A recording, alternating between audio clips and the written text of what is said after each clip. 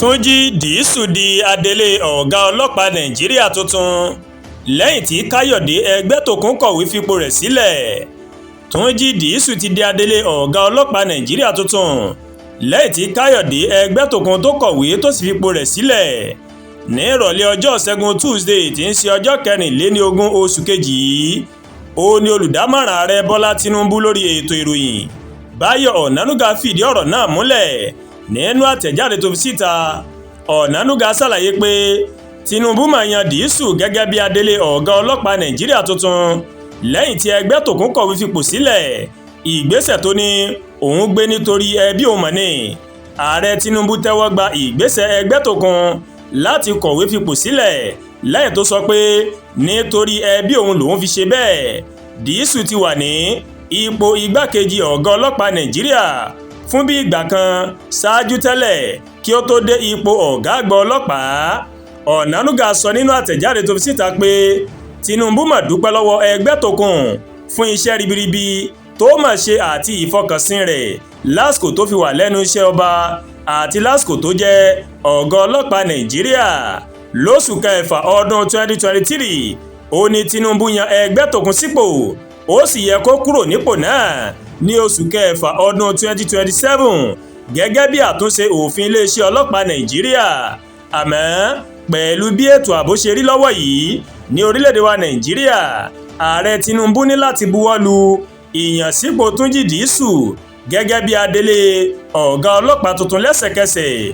Tinubu gbàgbọ́ wípé Disu mà jẹ́ akọ́ṣẹ́mọṣẹ́, ó sì ní ìrírí láti darí iléeṣẹ́ ọlọ́pàá Nàìjíríà, pàápàá jùlọ lásìkò tá a wà yìí tí ètò ààbò mọ̀ mẹ́hẹ ní Nàìjíríà. Gẹ́gẹ́ bí àlàkalẹ̀ òfin iléeṣẹ́ ọlọ́pàá ti ọdún 2020, ààrẹ Tinubu yóò ṣèpàdé pọ̀ pẹ̀lú àjọ NPC tó ń rí sí ọ̀rọ̀ ọlọ́pàá lórí ìyànsípò Tunji Disu. Lẹ́yìn náà ìní ààrẹ yóò forúkọ rẹ̀ ránṣẹ́ sílé aṣòfin àgbà l'Àbújá fún ìbuwọ́lù.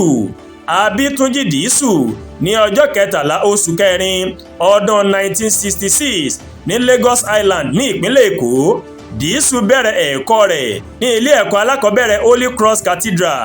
Ó tẹ̀síwájú ètò ẹ̀kọ́ rẹ̀ ní ilé ẹ̀kọ́ Mayflower Junior School nílùú Ìkẹ́nnẹ́ ní ìpínlẹ̀ Ògùn ní ọdún 1979.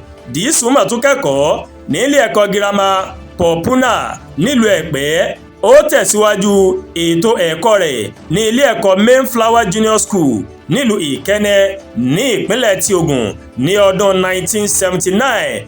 Disu mà tún ti gba oríṣiríṣi oyè lẹ́nu iṣẹ́ ní Nàìjíríà àti káàkiri àgbáyé tó fi dé ilẹ̀ Gẹ̀ẹ́sì, orílẹ̀-èdè Botswana àtàwọn orílẹ̀-èdè míì. Ó tún kẹ́kọ̀ọ́ gboyè nínú ìmọ̀ nípa ìwà ọ̀daràn ní fáyẹ̀tì ìlú Èkó, ìyẹn UNILAG, àti ní ilé ẹ̀kọ́ àwọn ọlọ́pàá tó wà nílùú Jos ní ìpínlẹ̀ Plateau.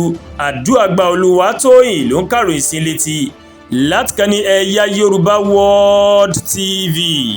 Bẹ́ẹ̀ ṣe ń wò wá, ẹ máa bá wa like, ẹ máa share, ẹ dẹ̀ máa comment. Ẹ má tún gbàgbé láti bá wa subscribe sórí YouTube channel wa, kẹ́ wá bá wa tẹ notification bell láti lè máa máa wo ètò wa lọ́kọ̀ọ́jọ̀kan tó bá ti gorí ìkànnì yìí. Ẹ ṣé pọ̀ tẹ́ ń wò wá o, àánú Ọlọ́run bá rèé yóò wá èmi àti yín rí o, àmín.